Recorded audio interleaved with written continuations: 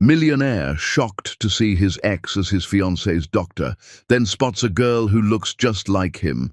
Hi, my beautiful family. Welcome back to Mr. Peter Stories, your own family channel. Heavenly God, we thank you for the gift of life, love and togetherness. As Christmas draws near, cover every home here with your peace. Strengthen every woman with courage, dignity and healing. Honor her sacrifices, crown her patience and surround her with respect. Bless every family with good health, unity and hope. Let broken hearts find comfort, tired souls find rest, and silent prayers receive answers. May your light enter every house and turn worries into joy, fear into faith, and tears into smiles. Amen. My family, stay with me till the end. These stories are written with love, prayer, and respect for you. If your heart is true, like the video. If your love is real, write, I am with Mr. Peter. The champagne tasted like broken promises in Randy Eicher's mouth. He stood on the terrace of the Fontainebleau Hotel in Miami, watching 200 guests celebrate his engagement to Jenna Gregg, and felt the familiar hollowness that had lived in his chest for 10 years. The sunset painted the Atlantic in shades of amber and rose, the kind of perfect moment photographers lived for.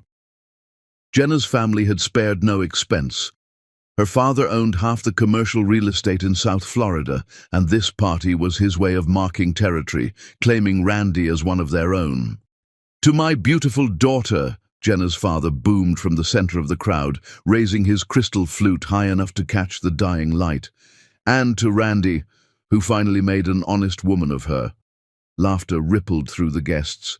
"May your love be as enduring as the buildings I construct, and twice as profitable." More laughter. Randy forced himself to smile, to raise his own glass in acknowledgement. Jenna squeezed his hand, her 3-carat engagement ring. He had let her choose it, unable to muster an opinion, catching fire in the sunset. She looked radiant in her white cocktail dress, blonde hair swept into an elaborate updo that had taken her stylist 3 hours to perfect. Everything about her was polished, curated, exactly what his life had become. His mother Diane stood nearby, beaming with an approval that made Randy's skin crawl. She had moved to Miami 5 years ago, ostensibly for the weather and the social scene, but Randy knew the truth. She had been positioning him, orchestrating introductions to families like the Greggs, families with old money and older bloodlines. When he had started dating Jenna 18 months ago, Diane had practically glowed with vindication.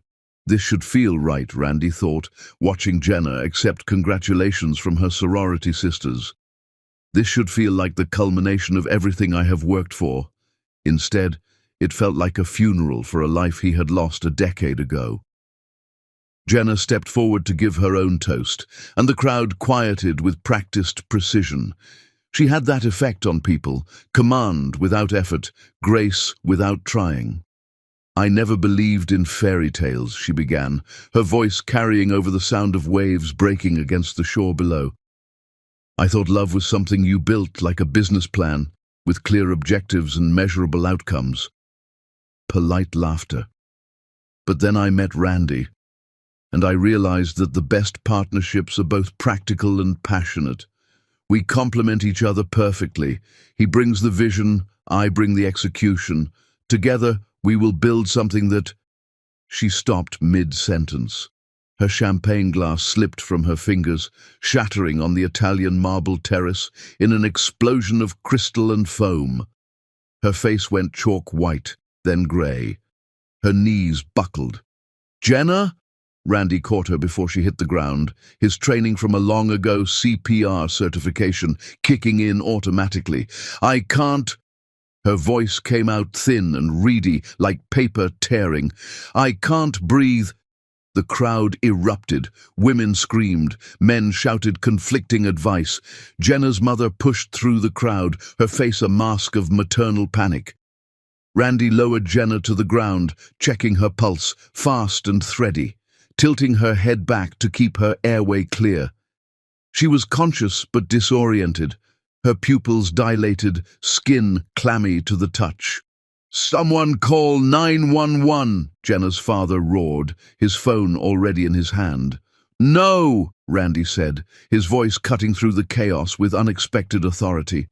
He scooped Jenna into his arms, her head lolling against his shoulder. Miami General is 3 blocks from here. It will be faster to drive her myself.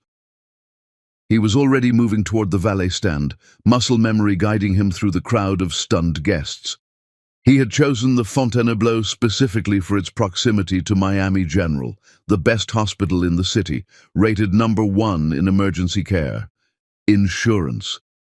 He had told himself when booking the venue, just in case someone had too much to drink or a seafood allergy they forgot to mention. The universe had a cruel sense of humor. Diane appeared at his elbow as the valet brought his car around, a black Audi sedan, conservative and expensive. I'm coming with you, she announced, climbing into the passenger seat before he could object. Randy did not have the energy to argue. He laid Jenna across the back seat, her breathing shallow but steady, and pulled into Miami traffic with the kind of reckless precision that came from genuine fear. What happened? Diane demanded, gripping the dashboard as Randy ran a red light. She was fine 30 seconds ago. I do not know. Randy's hands were white-knuckled on the steering wheel. Dehydration, maybe. Stress. She has been working 70-hour weeks on that merger. Or food poisoning. I told them the oysters looked questionable. Randy ignored her, focusing on the road, on getting Jenna to help. 3 minutes and 40 seconds later, he counted everyone. He screeched to a halt outside the emergency room entrance. He burst through the automatic doors with Jenna in his arms, the fluorescent lights harsh after the golden sunset. The ER was moderately busy. A few people in the waiting area, nurses moving with practiced efficiency behind the triage desk. I need a doctor, Randy's voice echoed off the sterile walls. Right now. Bring her here. The voice came from his left, calm and authoritative and achingly familiar. Randy turned toward the sound. Time stopped. Dr. Gloria Tilson stood beside a gurney in navy blue scrubs, a stethoscope around her neck, her dark curls pulled back in a low ponytail. She was older, fine lines around her eyes that had not been there before, a weariness in her posture that spoke of too many double shifts, but she was still the most beautiful woman Randy had ever seen, still the woman whose absence had carved a hole in his chest that nothing and no one had been able to fill. Their eyes met. For one infinite second, he saw shock flash across her face, genuine, unguarded surprise that mirrored his own. Then pain, raw and devastating, the kind of pain that comes from old wounds ripped open. Then her expression went blank, professional, cold as winter steel, in a way that was somehow worse than hatred. Set her on the gurney, Gloria said, her voice devoid of all emotion, each word carefully controlled. What are her symptoms? Randy could not speak, could not move, could not process that she was here, real, alive, standing 3 feet away after vanishing from his life like smoke for 10 years. His brain screamed at him to say something, anything, but his throat had closed completely. Sir? Gloria's tone sharpened to a blade's edge. I need information now. What happened to her? She collapsed, Randy managed, his voice hoarse and foreign, during a toast. Said she could not breathe. Pulse is fast, skin is clammy. Gloria's hands moved with mechanical efficiency, checking Jenna's pulse at the wrist and throat, lifting her eyelids to examine pupil dilation, pressing 2 fingers against her carotid artery. Possible vasovagal syncope, could be dehydration, cardiac event, or adverse reaction to something. Get vitals, check blood glucose, run a 12-lead EKG, and move her to Bay 3. She barked orders at 2 nurses who materialized instantly. They began wheeling the gurney away, Jenna's hand falling limply over the side. Gloria. Randy's voice cracked on her name. She finally looked at him again, and the ice in her eyes could have frozen oceans. It is Dr. Tilson. Wait in the lobby, please. But I need to... Waiting room, now. She turned on her heel and followed the gurney through swinging double doors, disappearing behind them without a single backward glance. Randy stood paralyzed in the middle of the emergency room, his heart hammering so hard he thought his ribs might crack. Every nerve in his body was screaming Gloria's name, that voice he had not heard in a decade, those eyes that had once looked at him with such love and now held only professional contempt. She was here, she was alive, she was real, and she hated him. His mother grabbed his arm hard enough to bruise. "Randy, Randy, what is wrong? You look like you have seen a ghost." He had. He absolutely had. "Nothing," he lied, the word tasting rotten in his mouth. "I am fine, just worried about Jenna." But he was not worried about Jenna. Every cell in his body was focused on the woman who had just walked away from him, the woman he had searched for until the searching broke him, the woman he had never stopped loving, even when loving her felt like dying slowly. A nurse directed them to the waiting area, institutional chairs bolted to the floor, outdated magazines on scratched tables, a television playing news no one watched.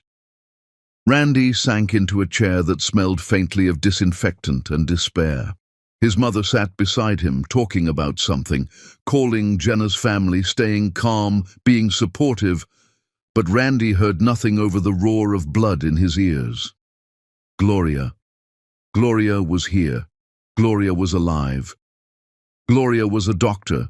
She had done it. She had achieved her dream despite everything, and she hated him. 45 minutes crawled past like years. Jenna's parents arrived, her mother in tears, her father demanding answers Randy did not have. Diane tried to comfort them with platitudes Randy barely registered. He stared at the swinging doors where Gloria had disappeared, willing them to open, dreading when they would. Finally, they did. Gloria emerged, her face a carefully constructed mask of professional neutrality, a tablet in her hands. She scanned the waiting room until her gaze landed on their group. Something tightened around her mouth, so subtle that only someone who had studied every expression she owned would notice. But she approached with measured steps. "Ms. Gregg is stable," she announced, her tone purely clinical, the voice she probably used with strangers every day. She experienced a vasovagal syncope episode. Essentially, she fainted due to a combination of dehydration, stress, and low blood sugar. "We are running additional cardiac tests to rule out any underlying arrhythmias, but her vitals have normalized. Blood pressure is 115/72, heart rate is 78, oxygen saturation is 98%. Jenna's mother clutched her husband's arm. "Can we see her? Is she awake?" "She is awake and coherent.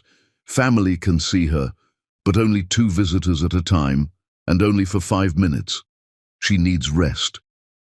Gloria's eyes flicked to Randy for a fraction of a second. "Are you family?" The question landed like a slap. "He is her fiancé," Diane interjected, her voice sharp with indignation. Gloria's jaw tightened almost imperceptibly. "Of course he is." She turned to a nearby nurse.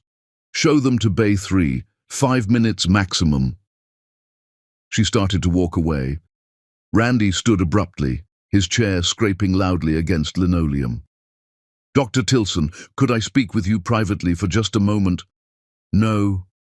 The word was final, absolute. "Your fiancé needs you right now. That is where you should be." "Gloria, please. I looked for you." Her eyes flashed with something hot and dangerous beneath the ice. "I am working. You are keeping me from other patients who need care. If you want to help your fiancée, go be with her." She walked away before he could respond, her spine rigid with barely controlled fury. Randy felt something crack inside his chest. Jenna's parents were already heading toward the treatment area. Randy followed mechanically, his body moving while his mind remained 3 rooms away where Gloria was standing. Bay 3 was separated from the main ER by a curtain. Jenna lay on a hospital bed, an IV line running into her left arm, color slowly returning to her cheeks. She managed a weak smile when she saw him. "Hey," she said, her voice still thin. Sorry for the dramatic exit from our engagement party. Randy took her hand, hating himself for the lie he was about to tell. Do not apologize. You scared me half to death. I scared myself? She squeezed his fingers. I am okay though, just stupid.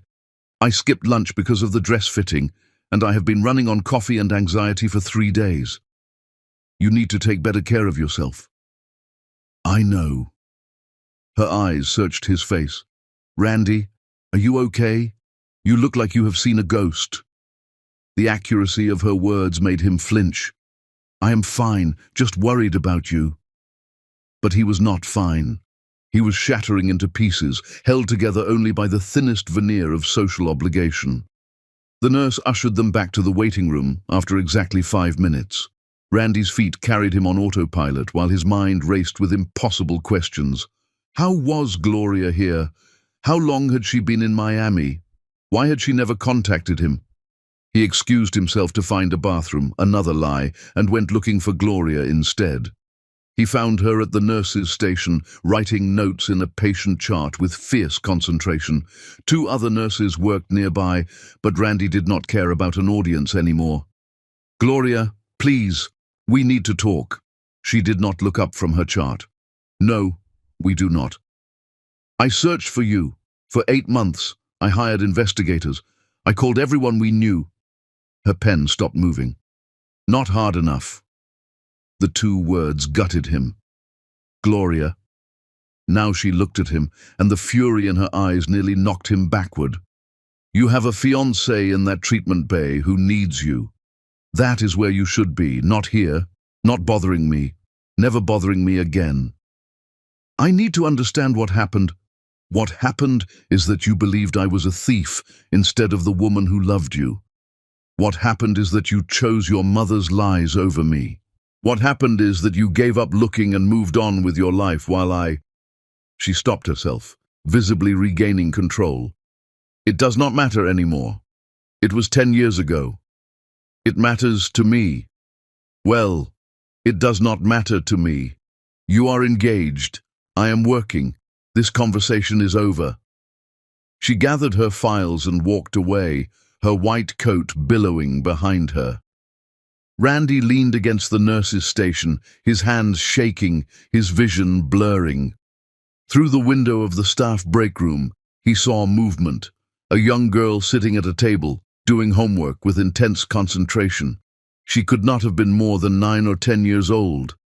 She looked up from her textbook and smiled at something beyond Randy's view, and his heart stopped completely. She had his mother's nose, his father's eyes, his own smile, the exact asymmetrical quirk he saw every morning in the mirror. She wore a soccer jersey, red with white stripes, with the number 10 on the back. 10, his lucky number. The number he had worn in high school when he captained the team. The girl had dark, curly hair like Gloria's, pulled into 2 ponytails secured with pink elastics. She was all long limbs and bright eyes, beautiful in that awkward pre-adolescent way, and she was unmistakably, undeniably, impossibly his. Randy's lungs forgot how to work. His mother appeared beside him, following his gaze. When she saw the girl, all color drained from her face in an instant. Her hand flew to her throat. "Randy," Diane said, her voice strangled and desperate. "We need to leave. Right now." Randy's brain was short-circuiting, unable to process what his eyes were telling him. "Mom, do you see that girl?" Diane grabbed his arm with bruising force. "That woman is dangerous. You remember what she did to us. We are leaving immediately." Randy yanked his arm free, the pieces starting to click together in a way that made him want to vomit. "What did she do, Mom? Tell me exactly what Gloria did." "She stole from us. She disappeared in the middle of the night. She is probably running some kind of scheme right now, using that child as..." Gloria's voice cut across the space between them, sharp as broken glass and twice as dangerous. "Is there a problem here?" She stood 10 feet away, arms crossed over her chest, eyes blazing with protective fury. Behind her, the girl, their daughter, oh God, their daughter, emerged from the break room, backpack slung over one shoulder. "Mom, I finished the biology chapter and started on algebra. Can we go home soon?" The girl's voice was clear and bright, utterly innocent of the bomb she had just detonated. The emergency room went silent. Even the overhead pages seemed to pause. The girl looked at the frozen adults with growing confusion. Her eyes moved from Gloria to Randy to Diane and back again. "What is wrong? Why is everyone staring?" Randy could not breathe, could not think, could not do anything except stare at this child who had his face, this daughter he had never known existed. Gloria's voice shook when she spoke, each word carefully controlled to keep from breaking. "Angela, baby, go back to my office. Please, right now." The girl, Angela, her name was Angela, noticed her mother's distress immediately. Her young face shifted from confusion to concern. "Mom, you are scaring me. What is going on?" "Nothing, sweetheart, just some hospital business. Go to my office. I will be there in 2 minutes. Angela's gaze landed on Randy again, studying his face with uncomfortable intensity. Recognition flickered in her eyes, not of him specifically, but of the resemblance. "Who is he?" The silence was excruciating. Randy forced words through his constricted throat. "I am an old friend of your mother's, just someone she used to know." Angela's face cleared slightly. "Oh, okay." She glanced at her mother one more time, still worried, then headed back toward the office area, though Randy caught her looking back over her shoulder before disappearing around a corner. The moment she was out of sight, Randy turned to Gloria.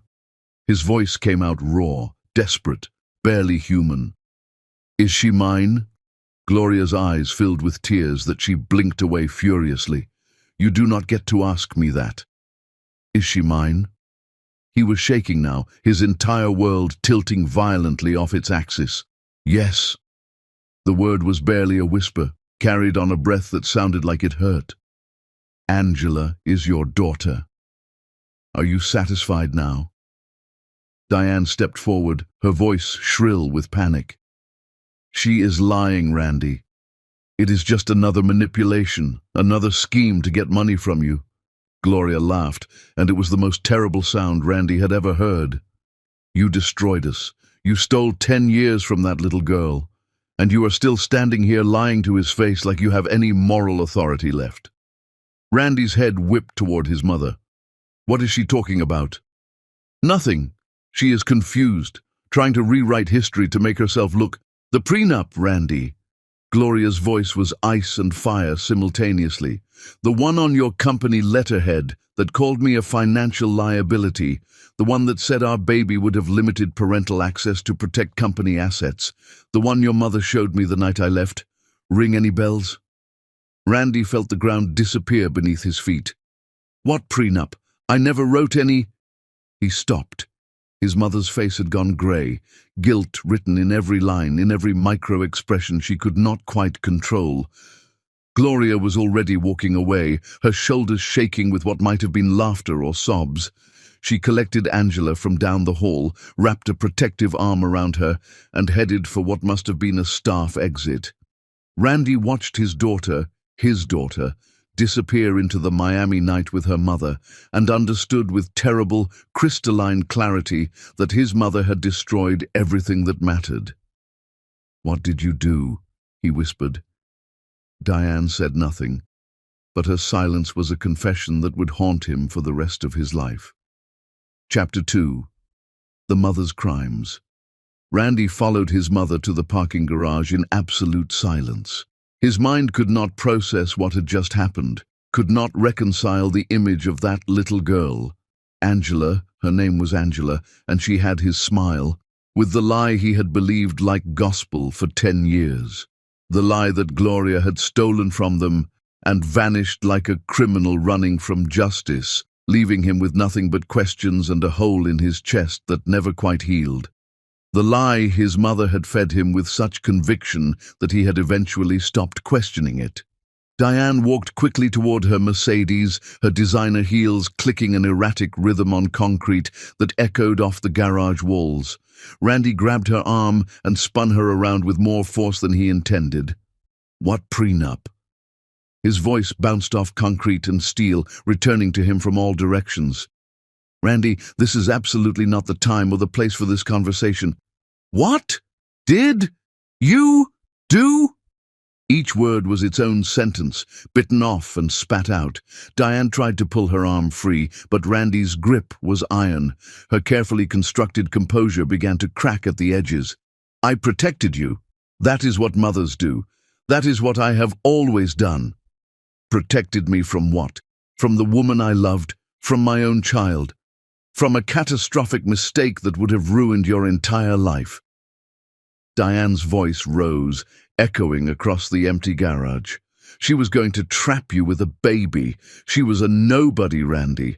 A medical assistant from nowhere, with no family, no connections, no money, nothing to offer you except physical attraction and some romantic notion of except love. Randy's voice was deadly quiet now, more dangerous than shouting. She loved me. I loved her. That was supposed to be enough. Diane laughed bitterly. Love does not build empires. Love does not create generational wealth. Love does not establish legacies. You were 25 years old with a revolutionary tech startup and venture capitalists circling. You were about to change the world. She would have been an anchor around your neck, dragging you down into mediocrity. So you what? Made up a prenup to scare her away? Diane looked away, fixing her gaze on something over Randy's shoulder rather than meet his eyes. Mom, look at me and tell me what you did. The silence stretched until Randy thought he might actually scream, might actually shake the truth out of her physically. I had it printed, Diane finally said, her voice flat and emotionless. On your company letterhead, professional quality. I forged your signature using documents you had signed for investor meetings. It outlined very specific terms: limited financial obligation in the event of relationship dissolution, restricted parental access if children resulted from the union, protection of all company assets and intellectual property, characterization of any such children as potential financial liabilities that could threaten business operations. Randy staggered backward until he hit a concrete pillar. He gripped it to stay upright, his knees suddenly unreliable. You forged my signature on legal documents. I did what was necessary to protect your future. And the jewelry? Randy's voice was hoarse. Did she actually steal it, or was that another one of your inventions? Diane's jaw clenched, a muscle jumping in her cheek. Mom, did Gloria steal your jewelry or not? She needed a concrete reason to leave, a reason that would make you angry enough to stop looking for her. Broken hearts heal, betrayal leaves scars. Diane finally met his eyes. I planted my own jewelry in her bag, made sure it would be discovered, called her a thief and threatened to involve the police unless she disappeared immediately and permanently. The world tilted violently. Randy bent over, hands on his knees, and vomited onto the concrete. His entire body rejected the truth, tried to expel it physically. When he straightened, wiping his mouth with the back of his hand, Diane had taken several steps backward. You framed her. You made me believe the woman I loved was a criminal. I made you believe what you needed to believe to move forward with your life. She was pregnant. The roar came from somewhere deep in Randy's chest, from a place he did not know existed. She was carrying my child and you convinced me she was a thief. Do you understand what you did? I saved you from throwing away everything for a moment of poor judgment. I lost everything that mattered because of you. Randy's vision blurred with tears of rage. I lost the woman I loved. I lost 10 years with my daughter. I lost my family. I am your family. You are a monster. The words came out quiet, final. You are a manipulative monster who destroyed the best thing that ever happened to me because it did not fit your plans. Diane's face went white. You are upset. You are not thinking clearly. In a few days, when you have calmed down, In a few days, my lawyers will contact you about severing all financial ties. The condo I bought you, the car, the credit cards, the monthly allowance, all of it ends immediately." Randy pulled out his phone with shaking hands. "You are cut off. Completely." "Randy, you cannot be serious." "I have never been more serious about anything in my entire life." He looked at her, really looked at her, and felt nothing but contempt for the woman who had raised him. "You destroyed my family. You made Gloria believe I saw her as a liability. You made that little girl grow up without a father because of your ego and your obsession with social status. I am your mother. No. You are a woman who gave birth to me and then spent my entire adult life manipulating me for your own purposes.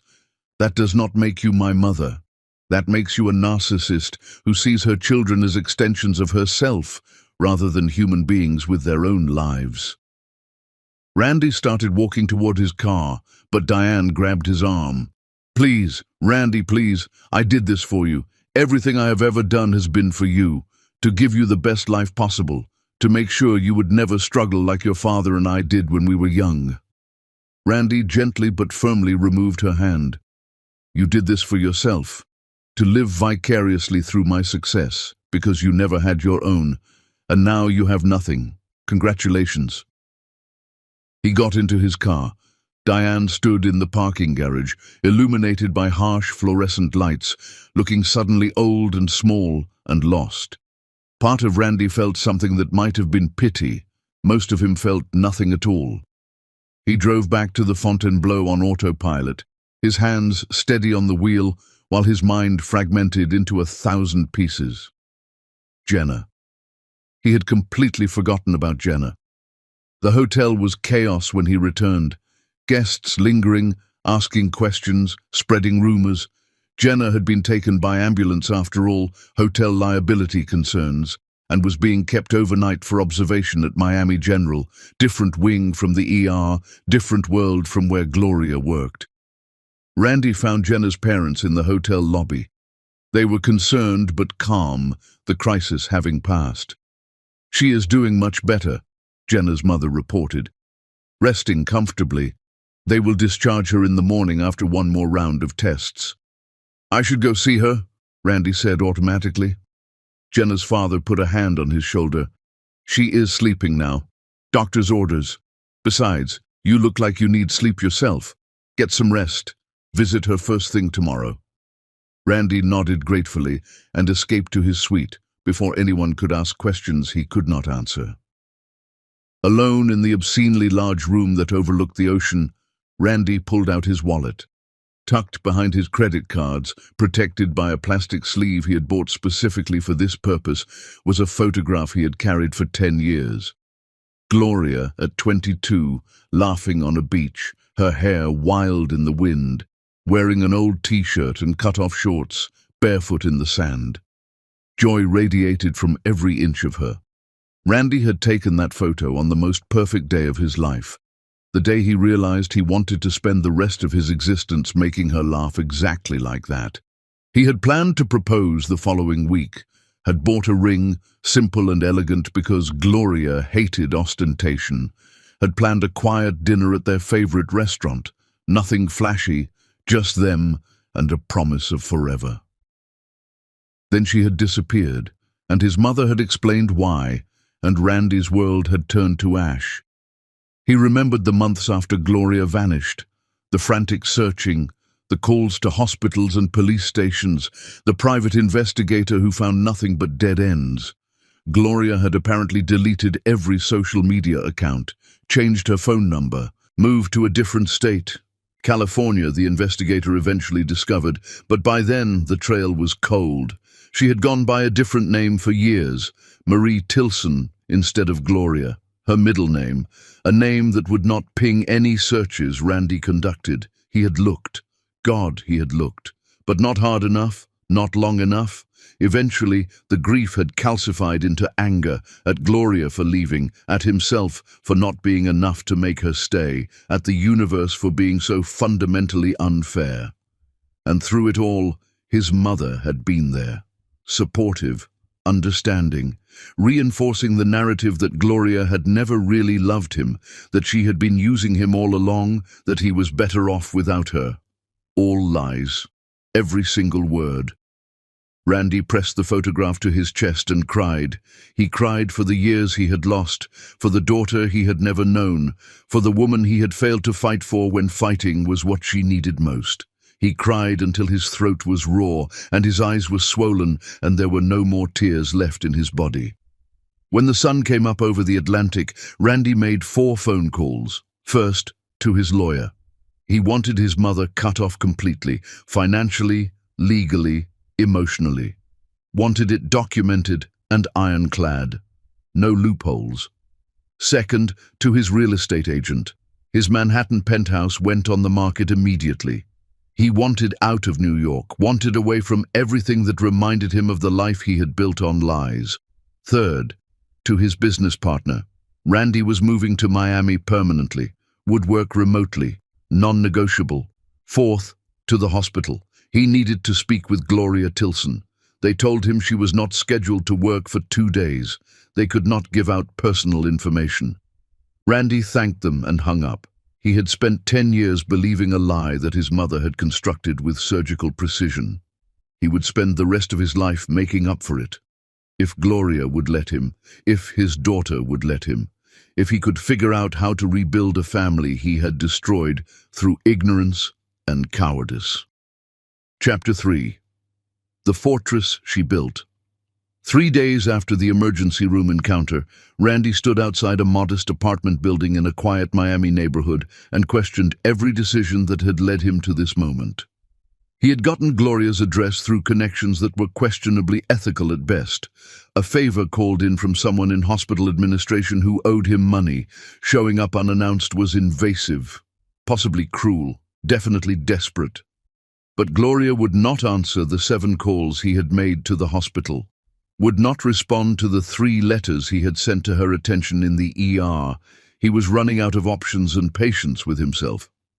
The building was older but well-maintained, tucked into a tree-lined street where children's bicycles leaned against porches and neighbors knew each other's names. A small playground occupied the common area out front, currently empty in the afternoon heat. Randy tried to imagine Angela playing there, wondered if she had friends in the building, if she was happy here, if Gloria had built a good life despite everything. He parked across the street and waited, feeling like a stalker, hating himself a little more with each passing minute. At 4:45, 2 familiar figures rounded the corner on foot. Gloria, still in scrubs from her shift, walked beside a girl in a private school uniform, navy skirt, white polo shirt, knee socks that had slipped down around her ankles. Angela. They were talking animatedly, Angela gesturing wildly about something while Gloria laughed, the sound carrying across the street and piercing Randy straight through the chest. He had forgotten that laugh.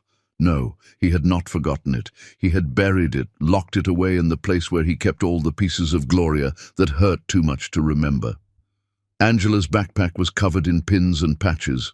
Mathletes, robotics club, honor roll every semester since 1st grade, Spanish club, a small rainbow flag that said ally.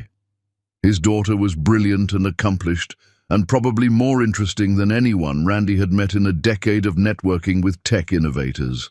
They reached the building entrance, and Gloria glanced up, her eyes sweeping the street with the automatic caution of a woman who had learned to be vigilant.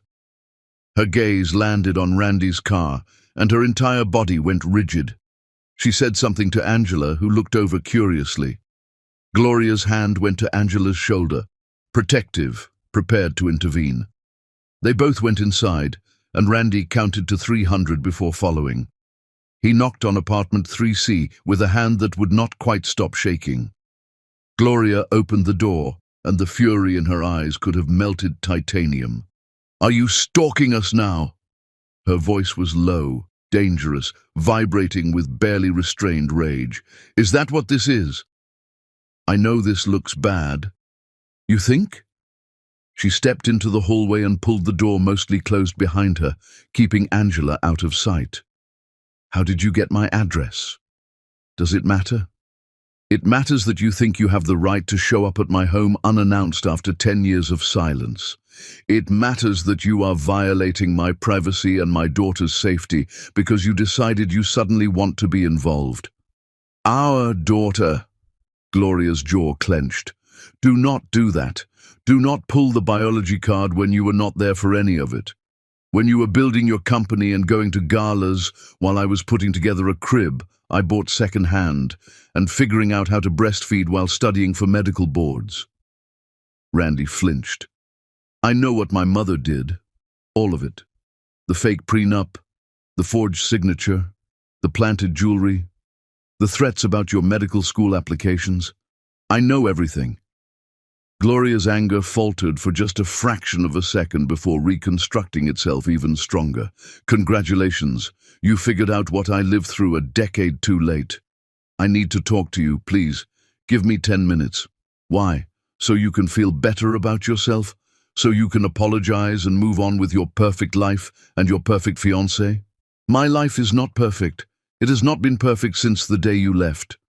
Gloria laughed bitterly. Oh, please. I saw your engagement party. 200 people drinking champagne that cost more than my monthly rent. Your beautiful socialite fiancée, who probably has never worried about money a day in her life. You look like you did just fine without me. I ended the engagement. That night, in the hospital parking lot. Jenna and I are done. That stopped Gloria cold. What? And I cut my mother out of my life completely, legally, financially, emotionally. She is dead to me. Randy's voice was steady despite the tremor in his hands. I sold my Manhattan penthouse, put it on the market the next morning. I am moving to Miami permanently. Gloria stared at him like he had started speaking in tongues. Why would you do that? Because my daughter is here. Randy's voice cracked on the words. Because even if you never forgive me, even if you hate me for the rest of your life, she deserves to know her father. She deserved that 10 years ago. I know, and I will regret that every day for the rest of my existence. But I am asking you, begging you, for a chance to know her now, to try to make up for even a fraction of what I missed. Gloria's eyes shimmered with unshed tears. She was clearly furious at herself for having. You do not get to just show up and play daddy because it is suddenly convenient for you, because you found out and your conscience kicked in. It is not about convenience. It is about doing what I should have done a decade ago, fighting for you, for her, for us. There is no us, Randy. There has not been an us for 10 years. You made sure of that when you chose to believe your mother over me. I did not choose to believe her. She manipulated me with fabricated evidence and you let her. Gloria's voice rose before she caught herself and brought it back down. You let her convince you that I was someone I was not. You did not fight for me. You did not trust me enough to come to me with the accusations, to ask for my side, to give me the benefit of the doubt. You just accepted her version of events and moved on. I looked for you. I hired a private investigator. I called everyone we knew. For how long, Randy? How long did you look before you gave up? The question was a knife between his ribs. 8 months. 8 months. And then what? You just decided I was not worth it anymore. I thought you were gone. I thought you had stolen from my family and disappeared and wanted nothing to do with me. What was I supposed to think? You were supposed to think that the woman who loved you, who was talking about future plans and looking at apartments together just 2 weeks before, would not suddenly become a criminal overnight. You were supposed to know me well enough to realize something did not add up. Randy had no defense because she was absolutely right. Gloria wrapped her arms around herself. Do you have any idea what it is like to be 23 years old, pregnant and homeless? To sit in a women's shelter staring at a positive pregnancy test and realizing you are completely alone? Randy felt sick. I worked 3 jobs while pregnant, Gloria continued, her voice hollow. Waitress breakfast and lunch shifts, gas station attendant in the evenings, night cleaning crew for office buildings. I slept 4 hours a night and saved every penny I could for when the baby came. Gloria, she held up a hand. I applied to medical schools using my middle name, Marie Tilson instead of Gloria. I was terrified your mother would make good on her threat, that she would find me and destroy every application, so I became someone else. For almost 3 years I was Marie Tilson, single mother trying to claw her way into a medical career. I did not know. Of course you did not know, that was the point. Gloria wiped her eyes angrily. Angela was born 2 months premature, 62 days in the NICU, 62 days of watching my tiny baby fight to breathe through tubes and wires while I worked full-time to pay for the parts of her care that insurance did not cover. I was drowning in medical debt, $83,000 by the time she finally came home. Randy leaned against the hallway wall, unable to stay upright anymore. I started medical school at UCLA when she was 4 months old, brought her to lectures in a carrier, fed her in bathroom stalls between classes, studied while she slept, which was never long enough. I failed my first anatomy exam because she had colic and cried for 72 hours straight, and I had not slept in 3 days. You should not have had to do that alone. But I did. And you want to know the worst part? Gloria looked at him with devastating honesty. I was good at it. I was a good mother. I kept her safe and loved and fed. I graduated top of my class despite everything. I matched into emergency medicine on my first try. I built a life for us. I do not doubt that for a second. But she still asks about you. Every birthday, every Father's Day, every school event where other kids have their dads, she asks why you did not want us. The words destroyed him. What did you tell her? The truth. That you believed I was someone I was not. That you chose to believe lies instead of fighting for us. That you did not love us enough to try harder. Gloria's voice broke. I told her you did not want us, because I needed her to stop hoping you would show up one day. I needed her to move on so she could be happy. Randy was crying now, not bothering to hide it. I did want you, both of you. I never stopped wanting you. Then why did you give up looking? Because I thought you hated me. Because my mother showed me police reports about the stolen jewelry.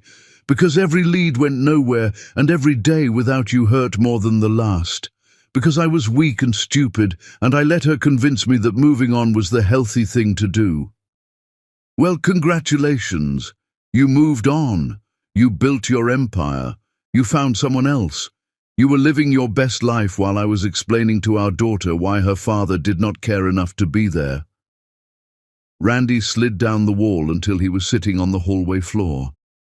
I am so sorry. God, Gloria. I am so sorry for all of it. Gloria looked down at him, and something in her expression shifted slightly. Not forgiveness, just the tiniest crack in her armor. What do you want from me, Randy? I want to know my daughter. I want to be her father, if she will let me. I want to make up for the 10 years I missed, even though I know that is impossible. And if I say no, if I tell you to leave us alone. Randy looked up at her. Then I will respect that, but please do not say no. Please give me a chance to prove I have changed, that I will not fail her the way I failed you. Gloria was quiet for a long time, her arms still wrapped around herself like armor. Finally she said, 1 hour, supervised, in public. If she wants to meet you, I will arrange it. But Randy, if you hurt her, if you make promises you do not keep, if you disappear when this gets hard, I will make your life a living hell. I believe you. And this is not about you and me. This is about her. Only her. I understand. Gloria pulled out her phone. Give me your number. I will talk to Angela, explain the situation, and let you know her decision. Randy rattled off his number. Gloria added it to her contacts without saving a name, just the digits. You really sold your penthouse? She asked. Listed it yesterday morning. My real estate agent thinks I have lost my mind. Have you? Randy met her eyes. Probably. But it is the sanest thing I have done in 10 years. Gloria shook her head slowly, something that might have been the ghost of a smile touching her lips. I will call you within 2 days, maybe 3. I need time to figure out how to explain this to her without traumatizing her further. Take all the time you need.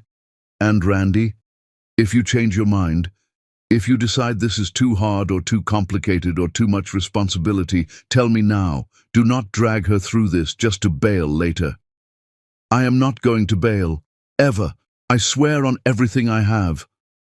Gloria studied his face like she was trying to read his soul. We will see. She went back into her apartment and closed the door. Randy sat on the hallway floor for another 5 minutes, trying to remember how to breathe normally. On Saturday, assuming Angela said yes, he would meet his daughter for the first time, and he would have to explain why he had not been there for the first 10 years of her life. Chapter 4. The Daughter Who Needed Her Father. Saturday morning arrived with the kind of perfect Florida weather that felt like mockery.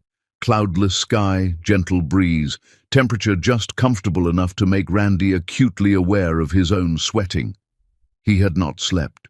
Had spent 3 nights in his hotel room rehearsing what to say to a 9-year-old girl who had every right to hate him. Every version of the speech sounded inadequate, defensive, or patronizing. He had finally given up on planning and decided to follow her lead, answer honestly, and accept whatever judgment she rendered. He arrived at Brickell Avenue Park 45 minutes early, carrying 3 beverages from the coffee shop 2 blocks away: black coffee for himself, coffee with 2 sugars, and a splash of cream for Gloria, in case she still drank it that way, and hot chocolate for Angela. The gesture felt pathetically insufficient, but it was something tangible he could offer.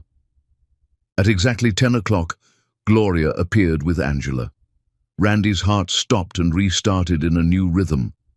His daughter wore jeans and a red soccer jersey with Tilson printed across the back in white letters. Her hair was pulled into a high ponytail, and she walked with a confidence that reminded Randy of his own father, head up, shoulders back, ready to face whatever came next. She looked so much like his dad that Randy felt a physical ache in his chest. Gloria spotted Randy and said something to Angela, who nodded seriously.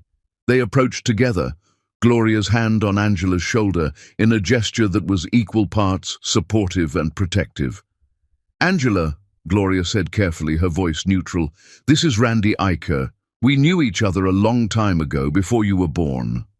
Angela's eyes were sharp, assessing, much older than 9. You are my biological father.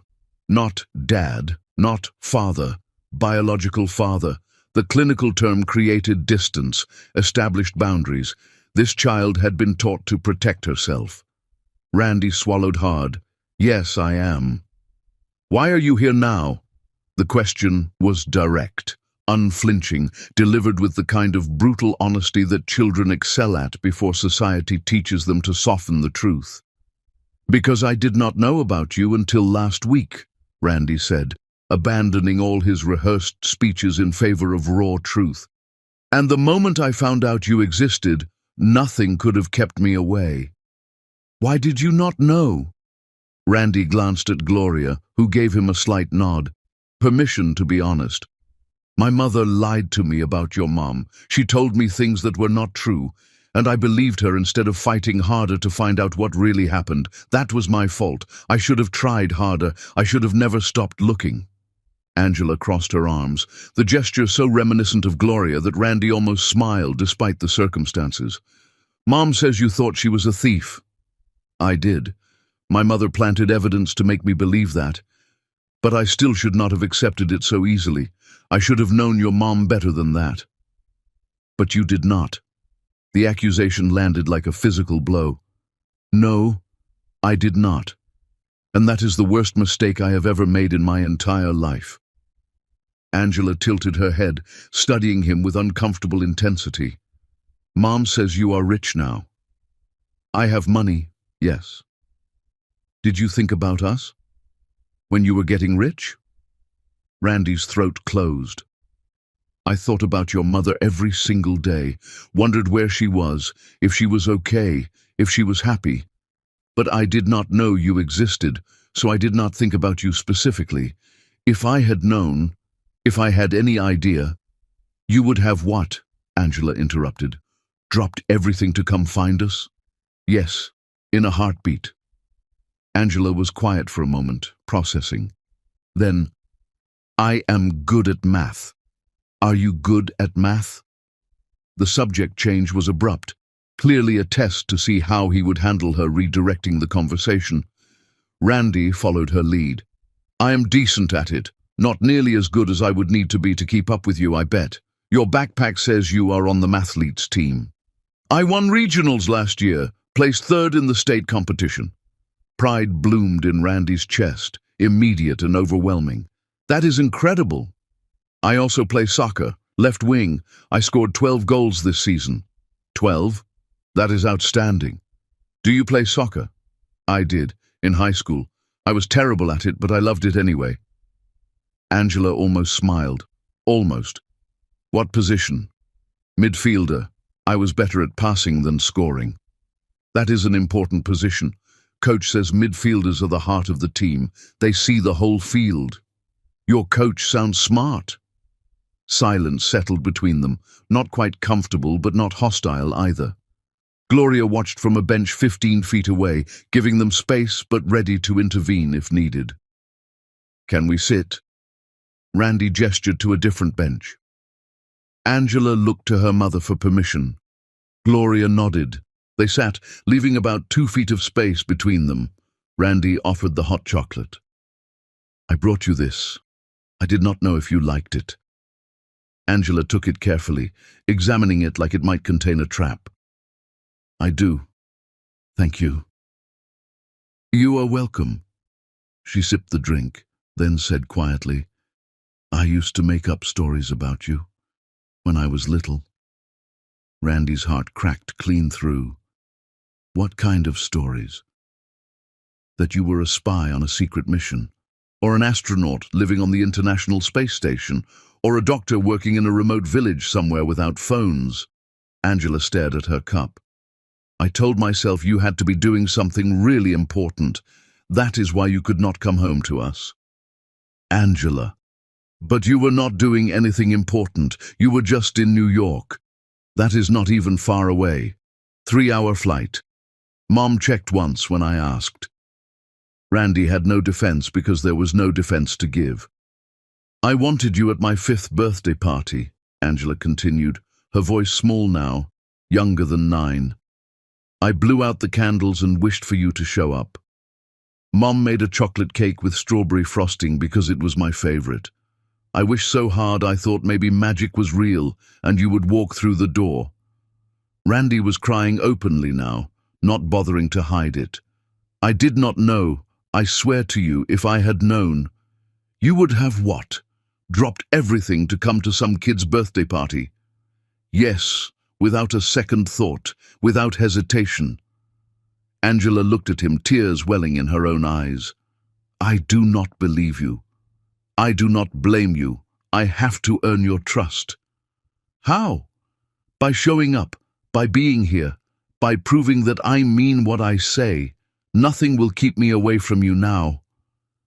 Angela wiped her eyes with the back of her hand, angry at herself for crying. Mom says you cut off your own mother because of what she did to us. I did, completely. Does that make you sad? Randy considered the question seriously. Yes, but not as sad as missing another day of your life would make me. Angela was quiet, processing. What if I decide I do not want you here? The question was a knife between his ribs, twisting. Then I will respect your decision, but I hope you will give me a chance first. Angela drank more hot chocolate, her young face serious beyond her years. Finally, I have conditions. Okay. You do not get to call yourself my dad. Not yet. You have to earn that title. That is fair. You do not get to make promises you will not keep. If you say you will be somewhere, you have to actually show up. On time. I will. Every single time. And you do not get to hurt my mom ever again. She has been through enough. She does not deserve more pain. Randy's voice was thick with emotion. I will never hurt her again. I promise. You already did hurt her once. That is the problem. That is why this is hard. She was too perceptive, this child. Too aware of adult complexities she should not have to navigate. Randy simultaneously hated that Gloria had to raise their daughter alone and was in awe of the strong, intelligent, compassionate person Angela had become. You are right, Randy said. I did hurt her, badly, and I will spend the rest of my life trying to make up for it, to be worthy of both of you. Angela studied him with those eyes that saw too much. Do you still love her? The question caught him completely off guard. Yes. Does she know that? I do not know. You should tell her. She deserves to know the truth. Randy almost smiled. You sound like her. Straightforward, no games. She says lying makes everything worse. That honesty might hurt in the moment, but lies hurt forever. She is absolutely right about that. Angela finished her hot chocolate and stood abruptly. I have soccer practice in an hour. Mom needs to take me home to change. Randy stood too, his allocated time already evaporating. Can I see you again, next week? Angela looked toward Gloria, who had stood and was walking over. Mom, can he come again next week? Gloria's expression was carefully neutral, revealing nothing. If you want him to. Angela turned back to Randy, and he held his breath waiting for her verdict. Same time next week, but you have to actually show up. 30 minutes early, not late. I will be here 45 minutes early. Do not be weird about it. Randy laughed despite the tears still wet on his face. I will try not to be weird about it. Okay. Angela started toward Gloria, then paused and looked back. You really do have my eyes. Everyone says so.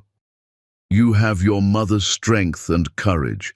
That is infinitely better than my eyes. Angela almost smiled again, a real smile this time that transformed her entire face. Then she walked to Gloria, who wrapped an arm around her shoulders and guided her toward the parking lot. Randy stood alone in the park, watching his daughter leave, his heart simultaneously shattered and overflowing. He had gotten 1 hour with her, and she had given him permission to try again next week. It was more than he deserved and not nearly enough, but it was a beginning. Chapter 5. Building what was broken. Randy showed up to Brickell Avenue Park 42 minutes early the following Saturday. He carried the now familiar coffee and hot chocolate, but this time he also brought a soccer ball. Professional quality, the same brand he had seen in the park equipment shed during their last meeting. Angela arrived with Gloria at exactly 10 o'clock. She spotted the ball immediately. You brought a soccer ball. I thought maybe you could show me some of your moves. If you want to, no pressure. Angela's face lit up with the first genuine smile Randy had seen from her. Really? You want to? I would love to. They moved to an open area of grass while Gloria settled onto her usual bench with the coffee Randy had brought. She accepted it with a quiet thank you that felt like progress, even if minimal. Angela was exceptional with the ball. Not just good for her age, genuinely skilled in ways that suggested natural talent, combined with serious training. She demonstrated several advanced moves, explained her team's strategic formations, and talked with infectious enthusiasm about upcoming games and regional tournaments. Randy was rusty. His movements nowhere near as fluid as they had been in high school, but muscle memory carried him through well enough to keep up reasonably. More importantly, Angela seemed to enjoy having someone to practice with who understood the game. You are not as terrible as I thought you would be, Angela said after Randy successfully blocked one of her shots. High praise from a future professional. I am not going to be a professional. I am going to be a doctor like Mom, Soccer is just for fun. You could do both. Medical school does not start until you are at least 22. Angela considered this seriously. That is true. Maybe I will play in college. Mom says I am good enough for a scholarship if I keep working. Your mum is right. They played for 45 minutes. When they finished, Angela was breathing hard and grinning widely. Randy felt muscles he had forgotten he owned, protesting the sudden activity, but he could not remember the last time he had been this happy. They sat on the grass, and Angela pulled out her water bottle decorated with stickers from places she had apparently visited: San Diego, Los Angeles, Miami, the Grand Canyon. "You have traveled a lot," Randy observed. "Mom says seeing the world is important. We drive places when she has time off. We went to the Grand Canyon last summer. It was incredible." "I bet it was." Angela picked at the grass. "I have a game next Saturday. Coach says we are playing the best team in the league." Randy's heart jumped. "That sounds like a big game." "It is. We have never beaten them. They have this forward who is basically impossible to stop." "Sounds challenging." Angela glanced at him, then away. All the other kids' parents come to games. The implication hung in the air between them. "Would you want me to come?" Randy asked carefully. "If your mom says it is okay?" Angela's face struggled between hope and caution. "You would want to watch me play, even though it might be boring." "Angela, watching you do anything would never be boring. I would be honored to come." She bit her lip. "You promise you will actually show up? Not just say you will and then forget?" The question broke his heart. "I promise. If you want me there, I will be there. Early. It is at 10 in the morning, Hamilton Park. I will be there at 9:30. Angela smiled, then caught herself and tried to look less excited. "Okay, but only if Mom says it is okay." Gloria called out that their time was almost up. Angela stood, then surprised Randy by offering her hand to help him up from the grass. He took it, and for a moment they were connected, palm to palm, father and daughter. "Same time next week?" Angela asked. "I will be here, earlier than today. You are going to show up like an hour early one of these times, and it is going to be weird." Randy laughed. "Probably." Angela ran to Gloria, who stood and wrapped an arm around her. Randy watched them walk away together, their heads bent close in conversation. His phone buzzed 10 minutes later, a text from an unknown number that could only be Gloria. "She wants you at the soccer game. Hamilton Park, 10 a.m. Saturday. Do not be late." Randy stared at the message, reading it 3 times to make sure he was not hallucinating.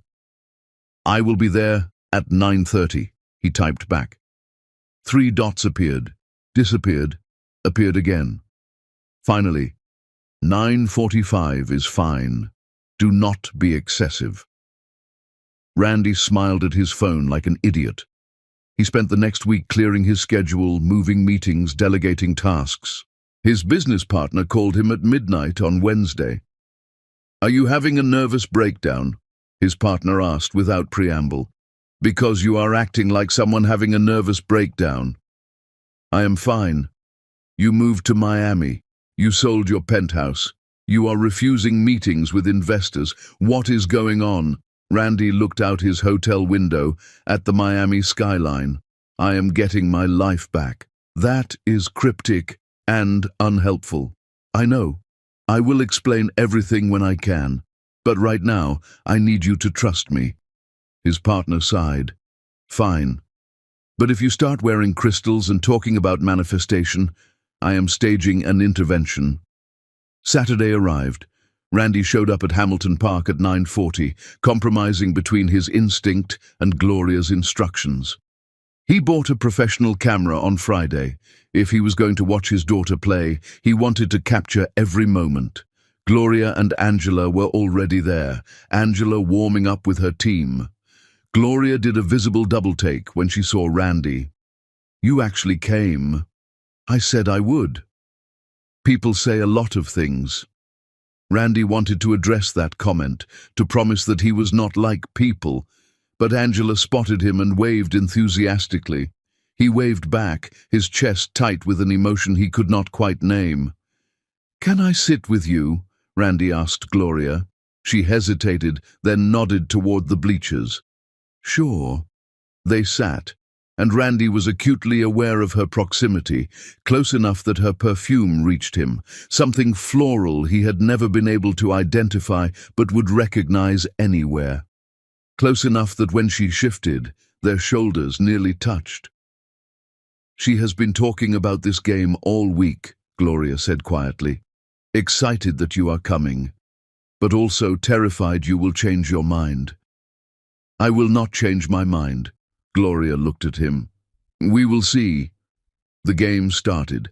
Angela was incredible, fast, strategic, aggressive without being reckless.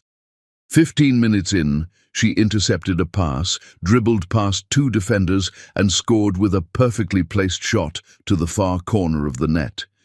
Randy was on his feet before he realized he was standing, cheering loud enough that other parents looked over. Gloria laughed, actually laughed, beside him. Angela looked to the bleachers, found them, and her face broke into the biggest smile Randy had seen yet. She waved. He waved back, his vision blurring with tears he did not bother to hide. "She scored for you," Gloria said softly. "She scored for herself. She is amazing. She really is." Randy looked at Gloria, found her watching him with an expression he could not quite read. "What?" "Nothing. Just, I forgot what it was like to share this. The pride, the joy. It is different when someone else sees it too. Thank you for letting me be here. Thank you for showing up." They watched the rest of the game together in comfortable silence. Angela scored again in the second half. Her team won 4-1. After the game, Angela ran to them, sweaty and triumphant, still high on adrenaline and victory. Did you see both goals?" "I saw everything," Randy said. "You were phenomenal." "The second goal was better. The first one the goalie should have blocked, but the second was placed perfectly." They were both perfect. Angela beamed, then without warning or apparent thought she hugged him.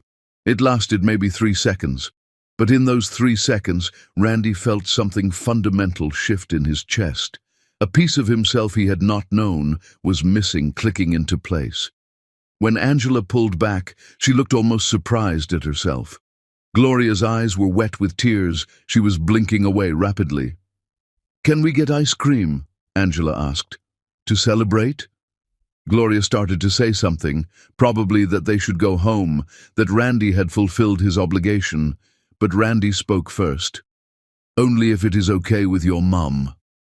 Gloria studied his face for a long moment. Something in her expression softened fractionally. "Ice cream sounds good." They went to a small shop 3 blocks from the park. Angela got chocolate chip, Gloria got vanilla, Randy got strawberry. They sat outside on a bench, Angela between them, talking a mile a minute about the game, about her teammates, about the regional tournament in 6 weeks. Randy caught Gloria's eye over Angela's head. She gave him a small, tentative smile. It felt like forgiveness might be possible. Someday. Maybe. For now, this was enough. Sitting in the Miami sunshine with his daughter between them, sharing ice cream and stories, building something new from the ruins of what they had lost. Chapter 6. When the past attacks. 2 months passed in a rhythm Randy had never known he wanted but could not imagine living without. Every Saturday, the park. Then soccer games. Angela's team made it to regional semi-finals, then her science fair, where she won first place for a project analyzing renewable energy efficiency in urban environments. Randy sat in the audience during her presentation, bursting with pride as she fielded questions from judges with the confidence of someone 3 times her age. The supervised visits gradually became less supervised. Gloria no longer sat 20 feet away, maintaining vigilant distance. She sat beside Randy, making occasional comments, slowly relaxing the protective walls she had built around herself and their daughter. They were building something. Randy did not know what to call it. Not friendship exactly, too complicated for that, but something real and growing. One evening in early December, Angela asked if Randy could help her build a solar-powered model car for her engineering club. Gloria hesitated, then agreed he could come to their apartment for the project. Being in Gloria's home for the first time felt surreal. The apartment was small but warm, full of books and Angela's artwork on the refrigerator and photos chronicling the life Randy had missed. Angela as a baby, gap-toothed at 7, winning her first soccer trophy at 8. Gloria's medical school graduation with Angela at 4 years old in the audience. 10 years of memories he would never have. They worked on the car at the kitchen table while Gloria made dinner, something that smelled incredible and made Randy's stomach growl. Angela was focused and meticulous, following the instructions with precision but not afraid to improvise when something did not work. "You are good at this," Randy said, holding a piece in place while she secured it. "Mom says I get it from you, the building things part. She says she is terrible with spatial reasoning." Randy glanced toward the kitchen where Gloria was pointedly not looking at them. "She said that?" "Yeah. When I asked about you last year, I wanted to know what parts of me came from you." Angela adjusted a solar panel carefully. "She said I probably got math and building from you, and stubbornness and determination from her. She is not wrong about any of that." Angela was quiet for a moment then. "Do you have other kids, besides me?" The question landed like a punch. "No, you are my only child." "What about your fiancé, the one Mom said you were engaged to?" "We are not together anymore. I ended that relationship the night I found out about you." Angela looked up at him, searching his face. "Because of me. Because of you and your mom. Because I realized I'd been living half a life, trying to fill a hole that could only be filled by you two." "That is kind of dramatic," Randy laughed. "Maybe, but it is true."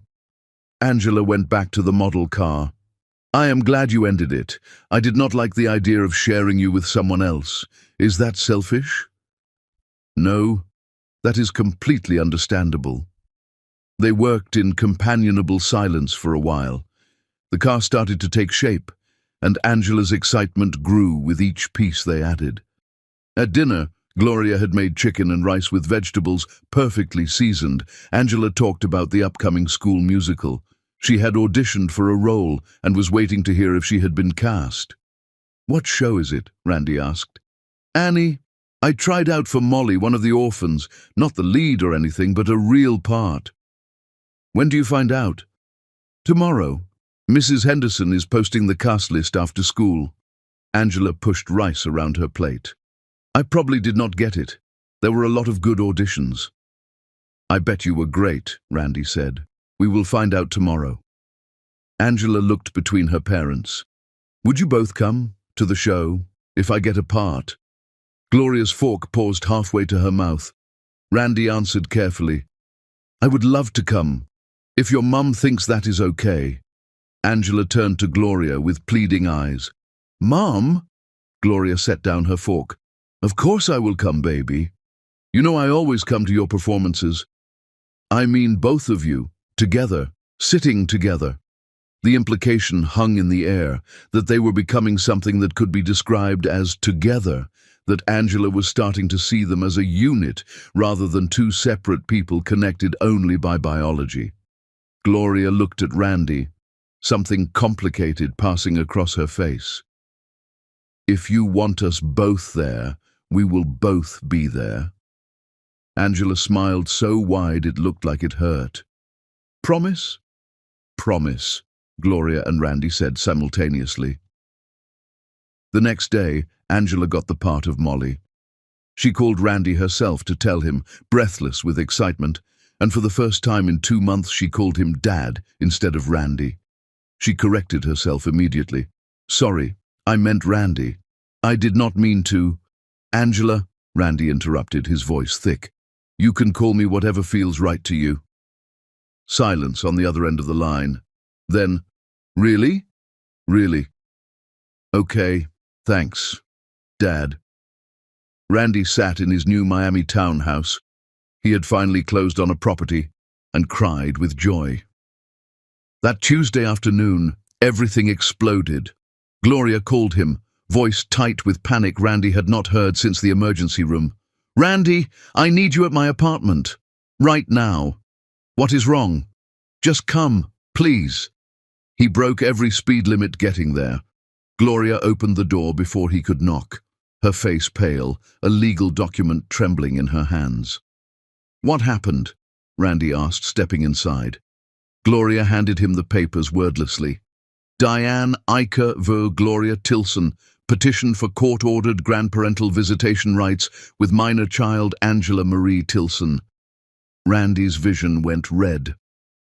"She has no grounds," he said, forcing his voice to stay calm even as rage flooded his system. "We will fight this. She will not win. She claims she has been denied access to her only grandchild." Gloria's voice shook, "that I am being vindictive and punitive, that Angela deserves to know her family." Randy scanned the petition. His mother's lawyers had constructed a narrative that painted Diane as a grieving widow with no other family, desperately seeking connection with her only grandchild. Painted Gloria as bitter and manipulative, keeping a child from her grandmother out of spite. It would have been laughable if it were not so dangerous. "She threatened my daughter," Gloria continued, pacing the small living room. "She destroyed our lives, and now she wants court-ordered access to Angela. Randy, I cannot let that woman near her. I cannot." "She will not get near her, I promise you." Gloria whirled on him. "You cannot promise that. The courts might rule in her favor. They might force me to allow visits, and I would rather move to another state than let that happen." Randy's stomach dropped. "Do not do that, please. We will fight her and win." "How can you be sure?" "Because I will testify against her. I will tell the court exactly what she did. The forged documents, the planted evidence, the threats, all of it." Gloria stared at him. "You would testify against your own mother?" "She stopped being my mother the day she destroyed us. Yes, I will testify against her. Gladly."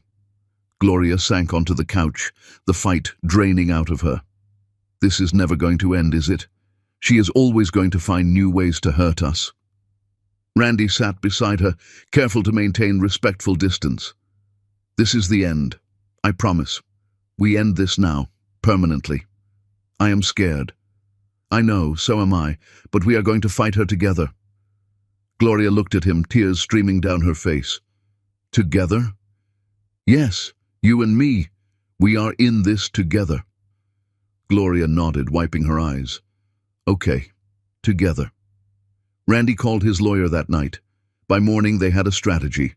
Expose Diane's lies, present evidence of her manipulation, and have Randy testify as a character witness against his own mother. The court date was set for 3 weeks later. Randy spent those weeks gathering evidence, the forged prenup, financial records showing the jewelry had never been reported stolen to insurance companies, testimonials from people who had witnessed Diane's controlling behavior over the years, his own sworn statement detailing everything she had done. The night before the hearing, Randy could not sleep. He sat on his balcony, staring at the Miami skyline, terrified that somehow his mother would win and he would lose Angela all over again. His phone buzzed at midnight. Gloria. "Cannot sleep either," Randy called her. She answered on the first ring. "Hey," she said softly. "Hey, you okay?" Terrified. "You?" "Same." They sat in silence for a moment, connected across the city by phone lines and shared fear.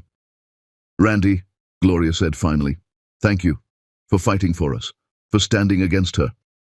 Always. I will always fight for you both. I know, I am starting to believe that. Good, because it is true." More silence. Then Gloria said, "What if she wins?" "She will not." "But what if she does?" Randy gripped the phone tighter. "Then we appeal, and we keep fighting until she has no options left. We do not give up. Ever. Okay. Okay. Gloria? Yeah? We are going to get through this, all three of us, I promise. Gloria's voice was thick with tears. I really hope you are right. I am. Get some sleep. We have a battle to win tomorrow. You too. After they hung up, Randy sat alone with his thoughts until dawn broke over the ocean, painting the sky in shades of hope and possibility. Then he got dressed, put on his best suit, and prepared to destroy his mother in court. Chapter 7. The Walls That Finally Fall. The courtroom was smaller and more austere than Randy had expected. Fluorescent lights buzzed overhead, casting everything in harsh, unflattering illumination. He sat beside Gloria at the defendant's table. Legally, she was the defendant here, fighting to protect Angela from court-ordered visitation. Their lawyers flanked them. Diane sat across the aisle with her own attorney, dressed in conservative navy, playing the role of concerned grandmother with practiced precision. Randy felt nothing but contempt. The judge was a woman in her 60s named Hernandez, with sharp eyes that seemed to miss nothing and a reputation for not tolerating manipulation. Randy hoped that reputation was earned. This is a hearing regarding grandparental visitation rights, Judge Hernandez began, reviewing documents on her bench. Mrs. Iker, your petition claims you have been denied access to your granddaughter. Is that accurate? Diane's lawyer stood smoothly. Yes, Your Honor. Mrs. Iker is a widow with no other living family. Her only son's child represents her sole remaining connection to her bloodline and legacy. Ms. Tilson has refused all contact between Mrs. Iker and the child, despite Mrs. Iker's repeated attempts to establish a relationship. The lawyer made it sound reasonable, even sympathetic. Randy's hands clenched into fists under the table. Judge Hernandez turned to Gloria's side. Ms. Tilson, how do you respond? Gloria's lawyer stood, a sharp woman named Catherine Martinez, who specialized in family law. Your Honor, we oppose this petition on multiple grounds. Mrs. Iker has demonstrated a consistent pattern of manipulation, dishonesty, and harmful behavior toward both Ms. Tilson and Mr. Iker. We have substantial evidence that contact with Mrs. Iker would be detrimental to the child's well-being. Those are serious allegations, Judge Hernandez said. We have documentation to support every claim, Catherine replied. The hearing proceeded with clinical efficiency. Diane's lawyer went first, painting a picture of a lonely grandmother who simply wanted to know her only grandchild. He emphasized Randy's estrangement from Diane, suggested Randy had poisoned Gloria against his mother for his own purposes. It was masterfully done, completely dishonest, but masterfully done. Then Catherine presented their evidence. The forged prenup went first. A forensic document examiner testified that the signature was not Randy's, that it had been created using sophisticated digital manipulation of Randy's legitimate signature from other documents. The paper stock and printer characteristics were inconsistent with any equipment Randy's company had used during that time period. Diane's face went pale. Next came the jewelry. Catherine produced insurance records showing that Diane had never filed a claim for stolen jewelry.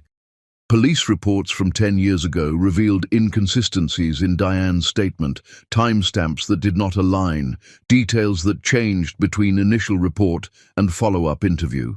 Diane's lawyer objected repeatedly. Judge Hernandez overruled him each time. Then Randy was called to testify. He took the stand with a hand that would not quite stop shaking. The bailiff administered the oath.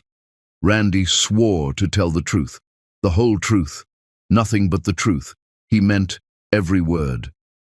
Catherine approached the witness box. Mr. Iker, can you describe your current relationship with your mother? Randy looked directly at Diane. I have no relationship with my mother. I severed all contact with her the night I discovered what she had done to Gloria and Angela. And what had she done? She fabricated evidence to frame the woman I loved as a thief.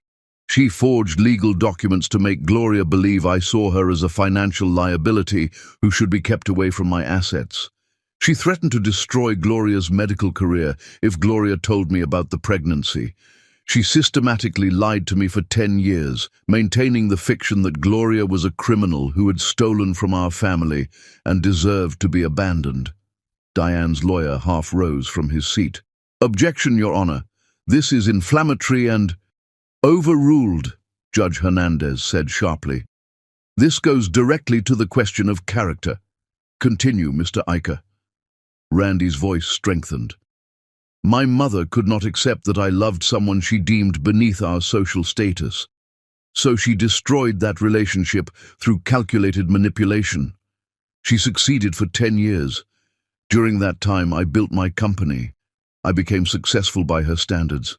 I got engaged to someone she approved of, and I was miserable every single day because the woman I loved was gone, and I did not know the truth about why." "Did your mother express remorse for these actions?" "No. When I confronted her, she said she did what any mother would do, that she protected me from a mistake that would have ruined my life." "Do you believe your mother should have court-ordered access to your daughter?" Randy looked at Diane, letting her see everything he felt, the anger, the betrayal, the absolute resolution. "Absolutely not.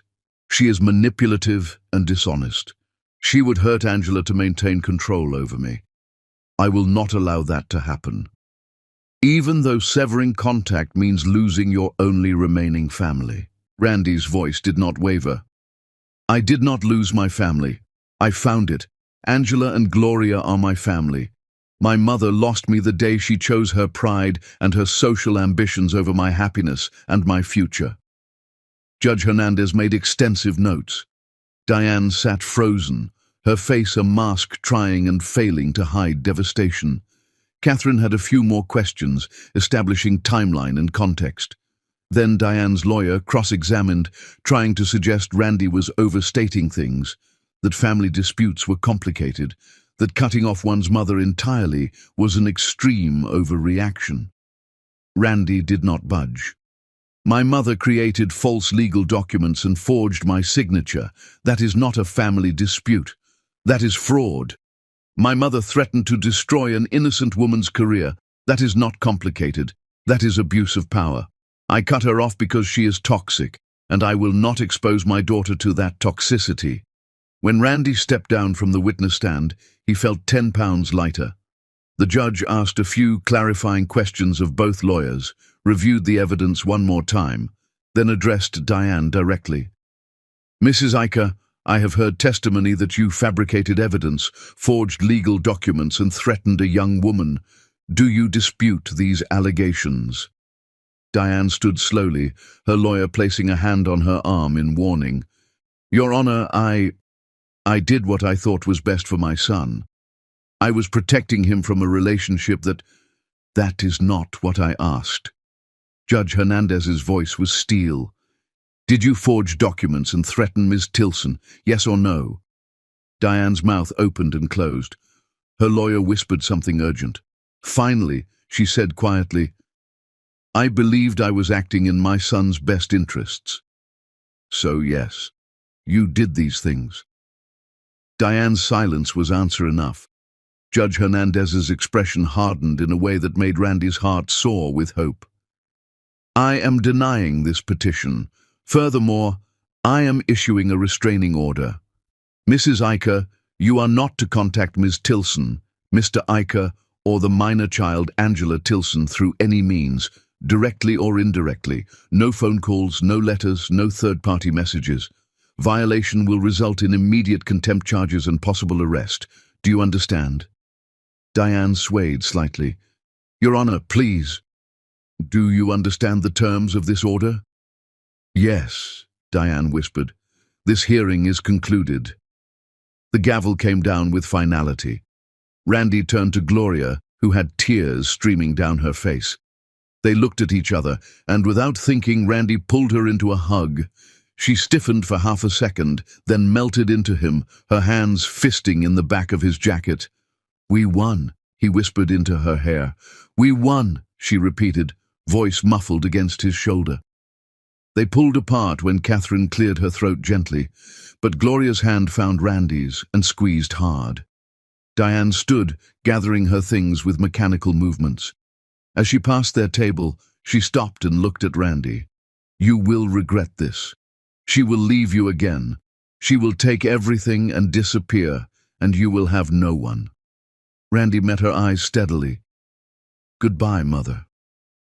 Diane left the courtroom, her lawyer trailing behind her, trying to offer comfort she clearly did not want. Randy knew he would never see her again. The knowledge brought relief, not regret. Outside the courthouse, Angela was waiting with Gloria's friend who had been babysitting. When she saw them emerge, she ran. "Did we win? Tell me we won!" Gloria knelt and hugged her fiercely. "We won, baby. She cannot come near us. Ever." Angela threw her arms around both her parents, and they stood on the courthouse steps, the three of them holding each other, crying, laughing, whole. "Thank you, Dad," Angela whispered, "for protecting us." Dad, not Randy, not biological father. Dad. Randy's voice was wrecked when he answered. "Always. I will always protect you both." They went for lunch at Angela's favorite restaurant to celebrate. Over burgers and milkshakes, Angela talked about everything except the hearing, school, soccer, the upcoming musical. Normal things, safe things. But when she went to the bathroom, Gloria reached across the table and took Randy's hand. "Thank you," she said, "for standing up to her, for choosing us. There was never another choice. For some people there would have been. Blood loyalty, family obligation, all of that." Randy squeezed her hand. "You and Angela are my family, the only family that matters."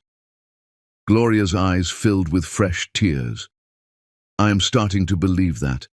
Finally. After all this time, I think I actually believe you." "Good. Because I will spend every day for the rest of my life proving it is true." Angela returned, oblivious to the emotional conversation she had interrupted. She stole one of Randy's French fries. He had given her permission weeks ago, and now it was their routine, and launched into a detailed explanation of the science project she was planning for next semester. Randy listened, holding Gloria's hand under the table, and thought, This is what happiness feels like." Later that night, after they had dropped Angela at home and Gloria had walked Randy to his car, she said something that stopped him cold. "Coffee? Tomorrow? Just the two of us? We should talk." Randy's heart hammered. About? About us. About what this is. About where we go from here. "I would like that very much." Gloria smiled, tentative but real. "Good. I will text you a time and place." She walked back into her building, and Randy drove home in a daze, replaying that smile over and over in his mind. They had won the battle. Maybe they were finally ready to fight for each other again. Chapter 8. The family they chose. Coffee turned into dinner, turned into late-night conversations that stretched until the Miami sky began lightening with dawn. Over the next 3 months, Randy and Gloria slowly, carefully rebuilt what had been broken. They talked about everything: the years they had lost, the pain they had both endured, the people they had become in the decade apart. They went to couples therapy, working through resentments and fears with a professional who helped them communicate without old wounds poisoning every exchange. It was hard work. Some sessions left them both raw and hurting, but they kept showing up, kept trying, kept choosing each other and Angela over the easier path of walking away. Angela's 10th birthday approached in early May.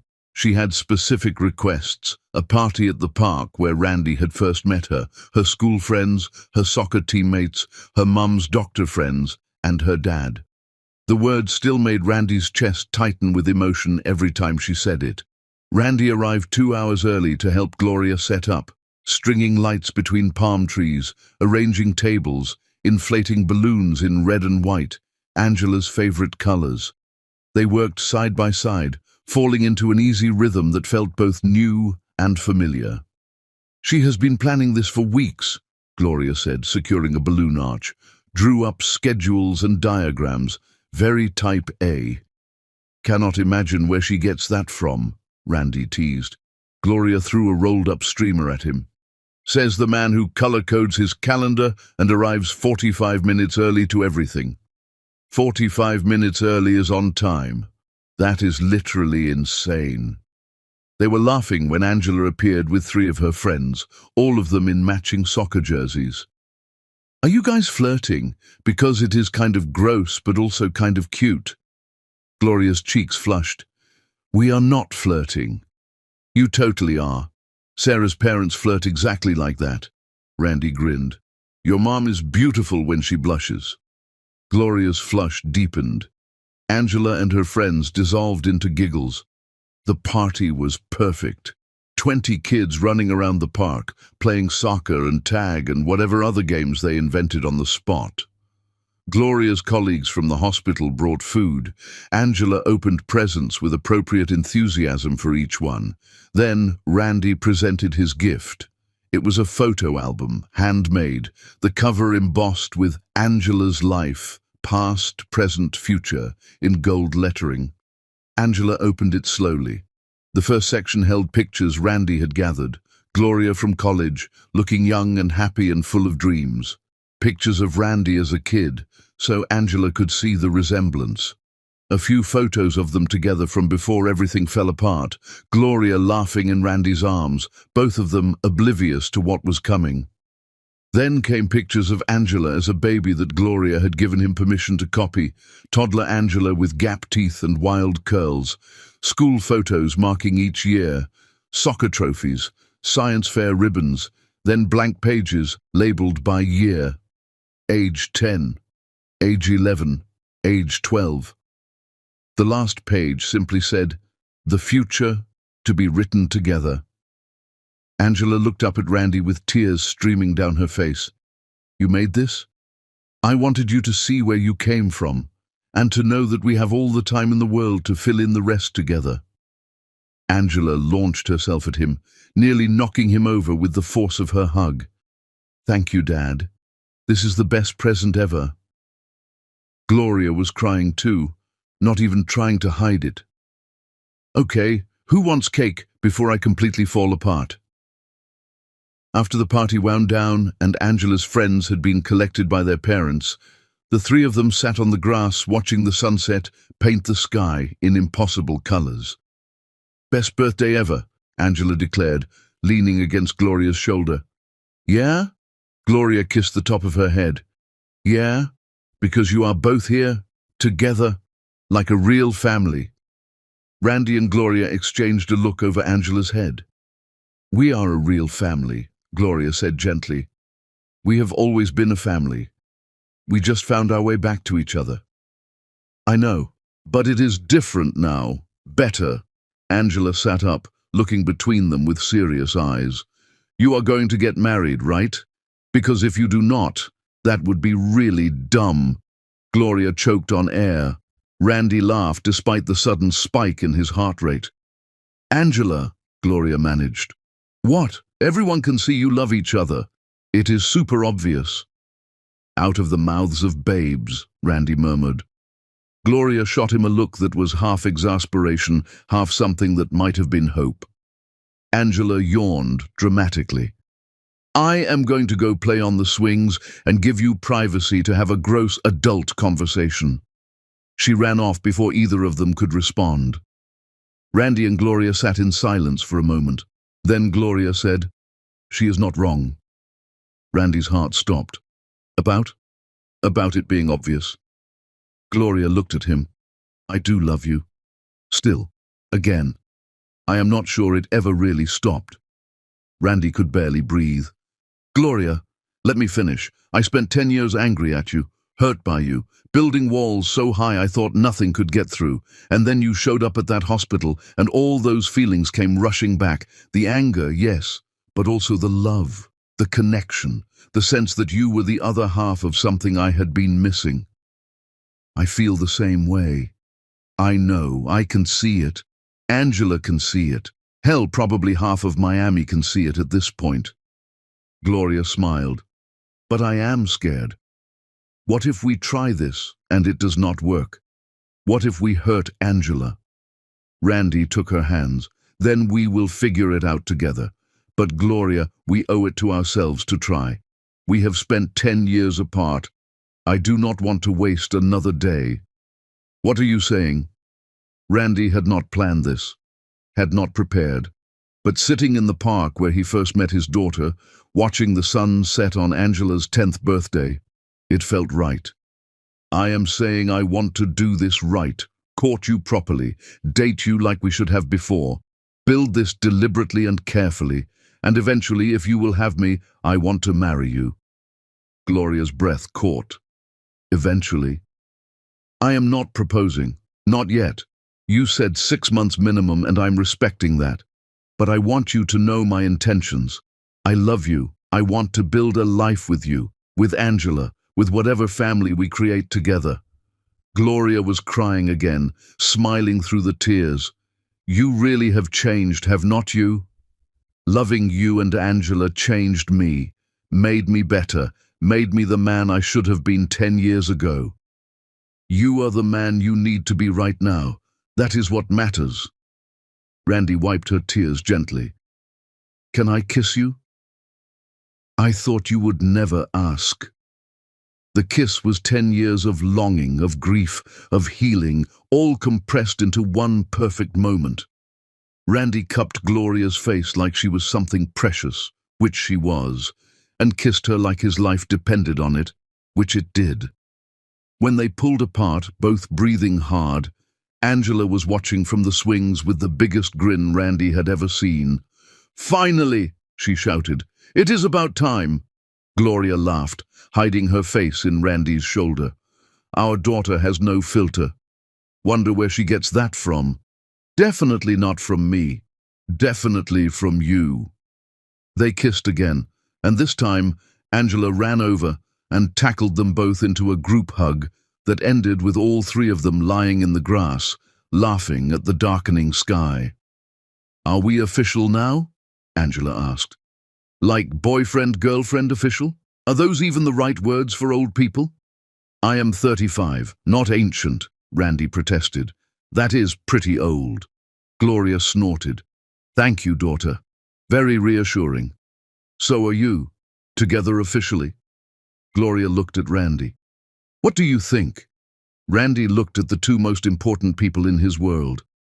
I think I would like that very much. Me too.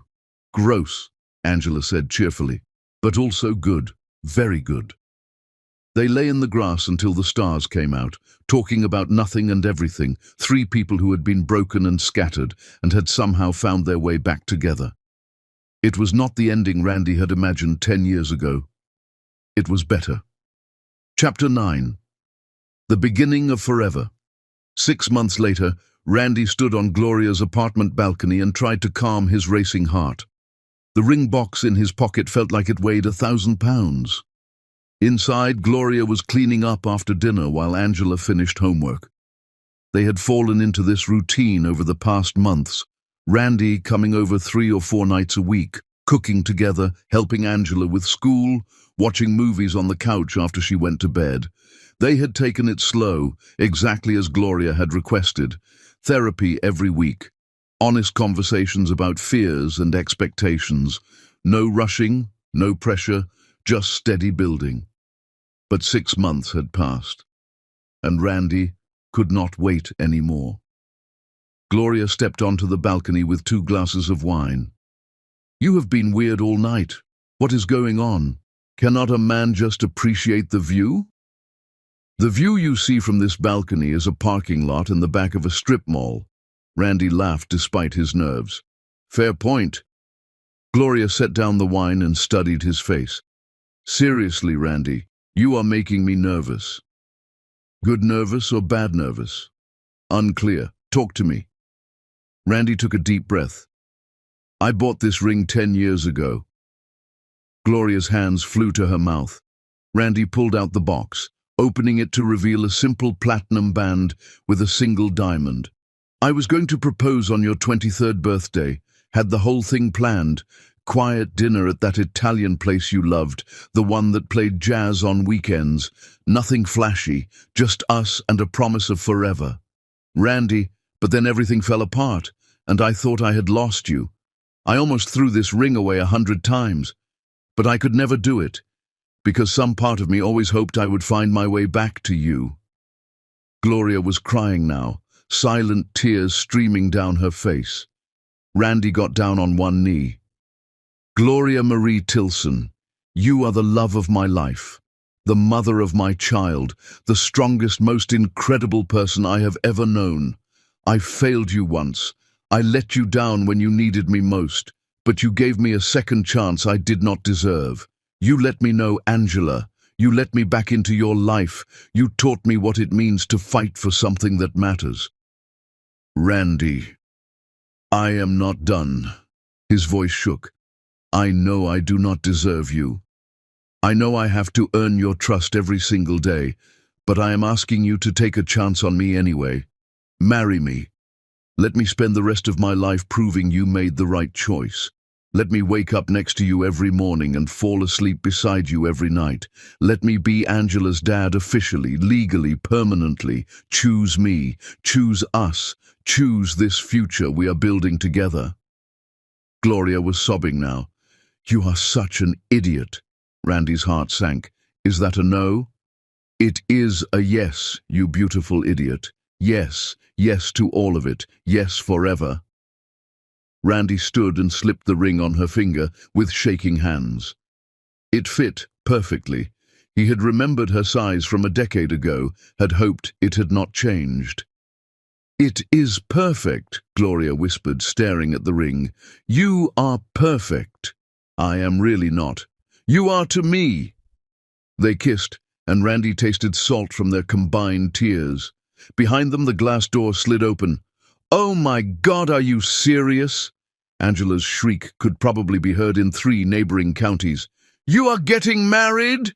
Randy and Gloria broke apart laughing.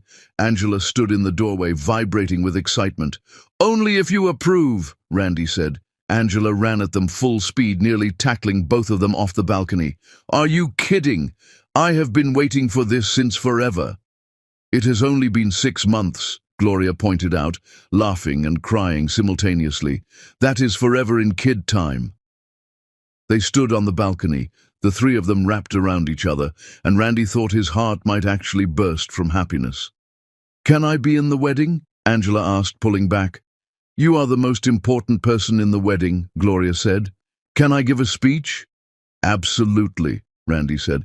Can we have cake? Like a really big cake? The biggest cake you have ever seen. Angela squealed again, then pulled out her phone. I have to text everyone. Maybe wait until tomorrow, Gloria suggested. Mom, this is the most important news of my entire life. I am texting everyone right now. She ran inside, already typing furiously.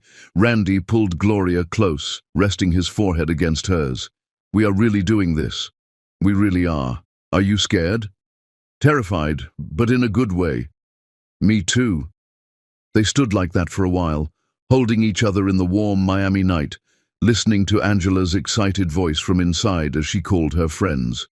When should we do it? Gloria asked. The wedding. Whenever you want. Tomorrow. Next year. I do not care as long as you are mine. Gloria smiled against his shoulder. How about next spring? Give us time to plan something small. Just us and the people who matter. Perfect. And Randy? Yeah? I love you. I have loved you for 15 years. I will love you for the next 50 if you let me. 50 years is not long enough. No, but it is a start. They kissed again, and Randy felt the last broken piece of his heart click into place. He had lost Gloria once through cowardice and ignorance, had spent 10 years in a grey half-life without her, had found her again and fought for her and Angela with everything he had.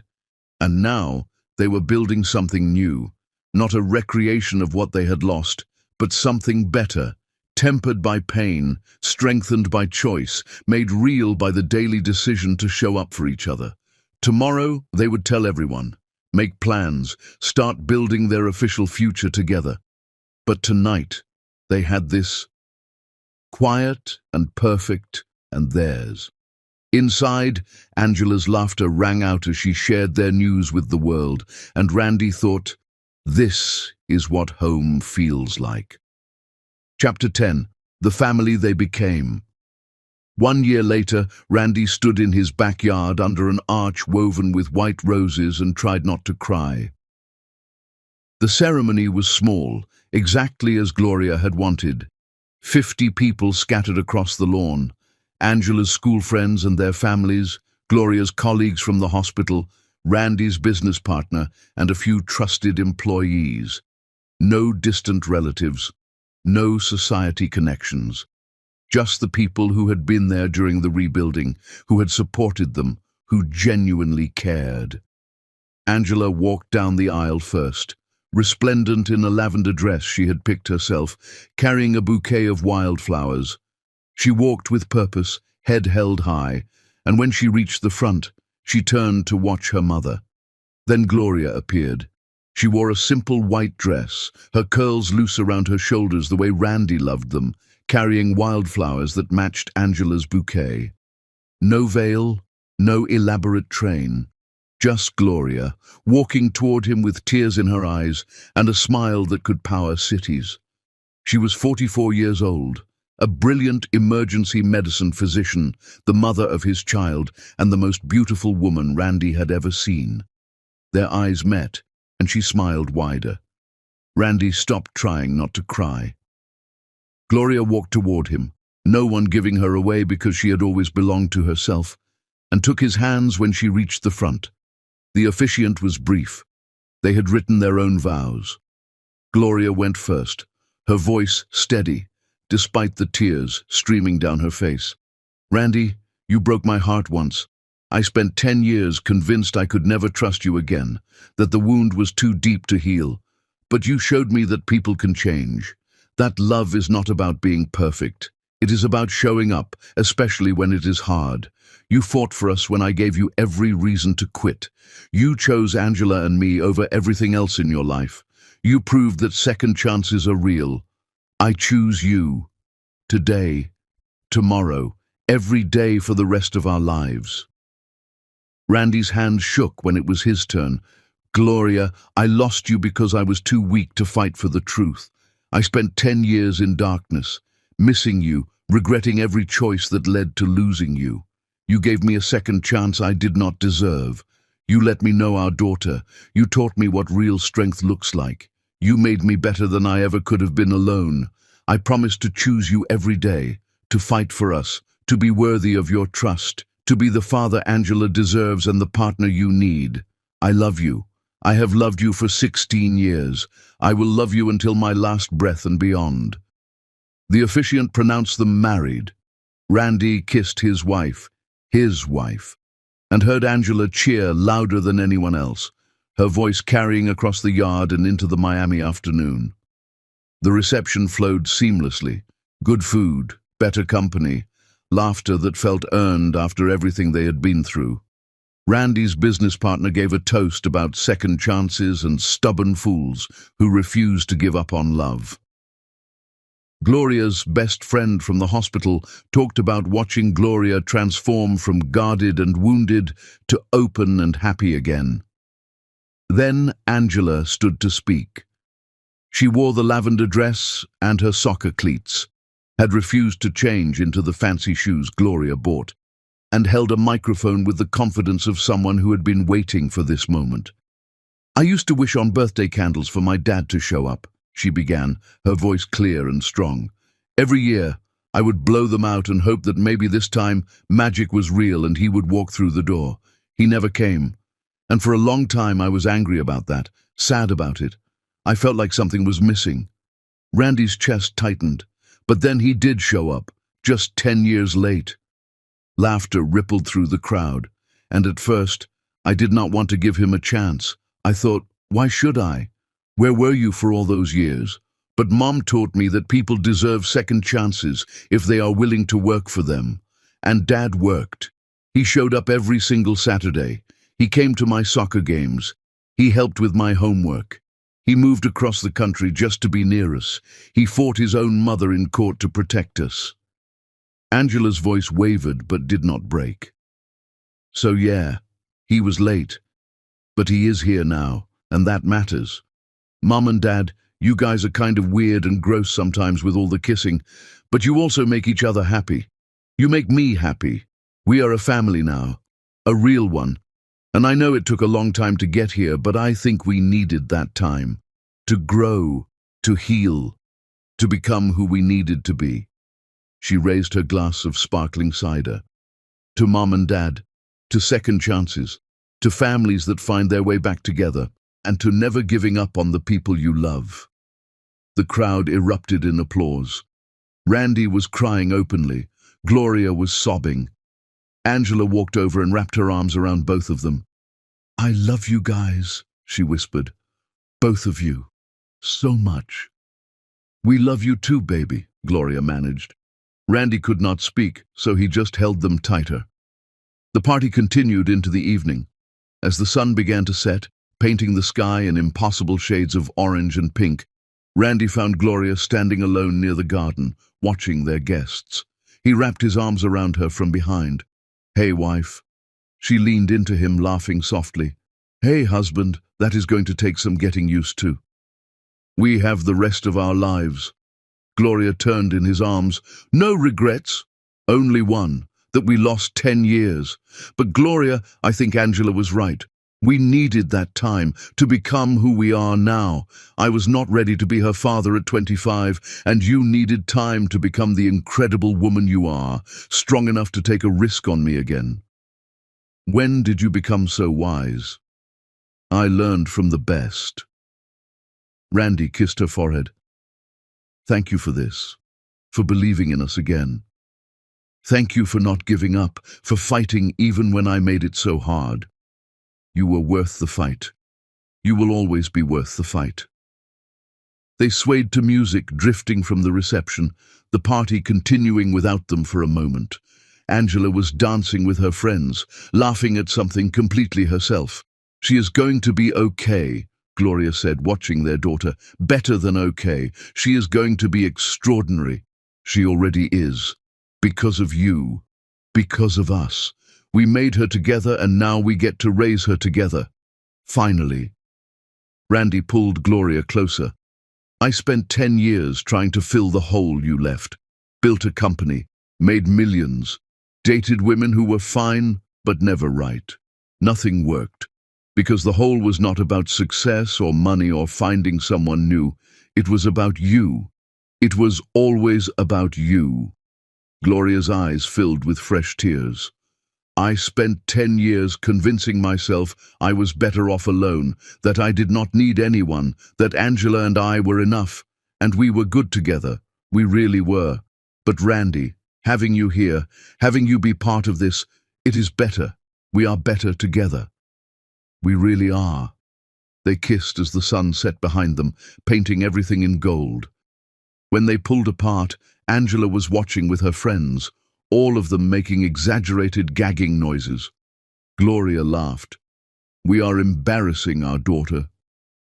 "Good. That is what parents do." Later, after the guests had left and Angela had fallen asleep on the couch mid-sentence from exhaustion, Randy and Gloria sat on their porch swing. The house was quiet except for crickets and the distant sound of traffic. "This is real, right?" Gloria asked softly. "We are really married, really building this life together. We are really doing this. Sometimes I am still scared, that I will wake up and you will be gone again." Randy took her hand. "I am not going anywhere. Ever. You are stuck with me now, legally bound. No escape." Gloria smiled, despite the tears. "Promise?" "I promise. Every day for the rest of our lives I choose you. I choose Angela. I choose this family we have built from broken pieces. We did build it, did not we? Took all the shattered parts and made something new. Something better than what we had before. Because now we know how fragile it is, how much it matters. We will not take it for granted. They sat in comfortable silence, holding hands, listening to the night sounds of their neighborhood. Inside, Angela shifted in her sleep, and Gloria smiled. I should carry her to bed. I will do it. Randy went inside and gently lifted his daughter, carrying her to her bedroom in their house. Not Gloria's apartment, not his townhouse, but their home that they had bought together 3 months ago. He tucked her in, kissed her forehead and whispered, I love you, sweetheart. Angela mumbled something unintelligible and rolled over, hugging her pillow. Randy stood in the doorway for a moment, watching her sleep, overwhelmed with gratitude for this second chance he had been given. When he returned to the porch, Gloria had moved to the steps, looking up at the stars. What are you thinking about? Randy asked, sitting beside her. About how I spent 10 years thinking my life was over, that the best parts were behind me, that I would just raise Angela and work, and that would be enough. And now? Now I think the best parts are just beginning. Randy wrapped his arm around her shoulders. I agree. They sat together under the stars, two people who had lost each other and found their way back, building a future from the ashes of their past. Inside, a photo sat on the mantel, the three of them at the wedding, Angela between her parents, all of them smiling like they held the world in their hands. Because they did. Randy had spent 10 years believing a lie, had lost everything that mattered, had built an empire on foundations of sand and regret, but Gloria gave him a second chance. Angela gave him a reason to be better. Together, they gave him everything, and all he could give them was the rest of his life, every moment, every day, forever.